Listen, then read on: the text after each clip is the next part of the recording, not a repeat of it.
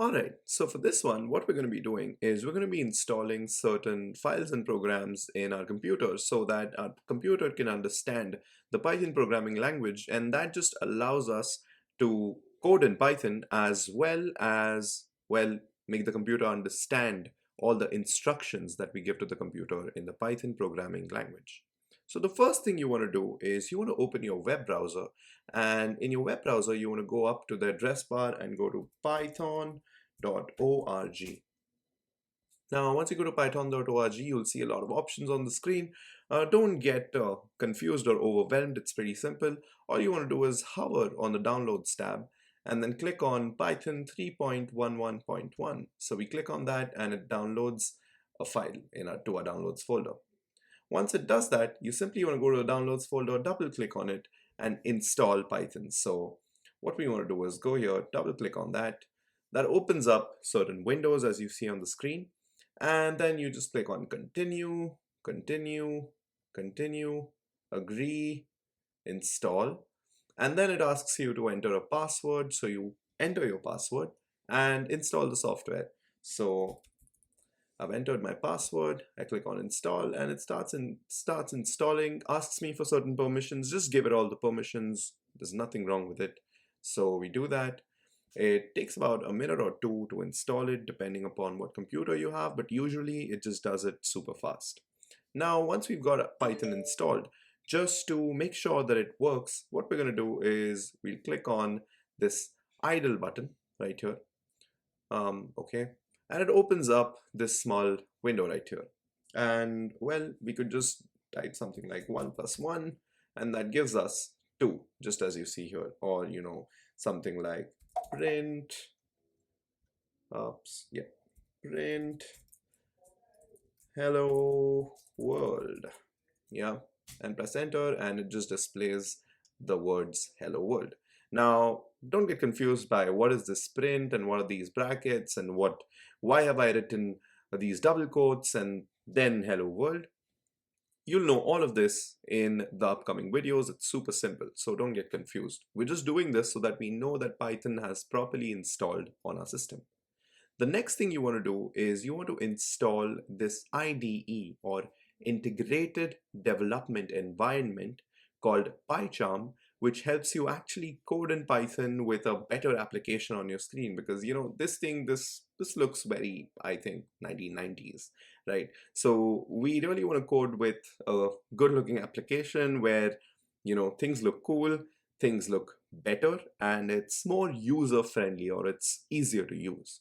So to do that, we jump back into our web browser and go to google.com. Oops, that's the wrong link. So we go to google.com, and on Google, we simply search for PyCharm. Now, yeah, we go to PyCharm, click the first link, and it brings you to this JetBrains page. Now, from here, all you want to do is click on download, and it takes you right here. Now, if you're using a Windows machine or a Windows laptop, you simply want to download the community version and the .exe file right here.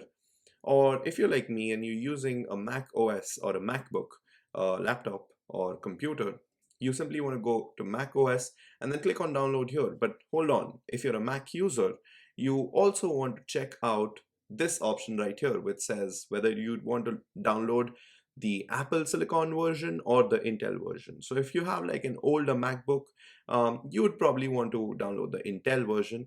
Otherwise, you can go for the Apple Silicon version.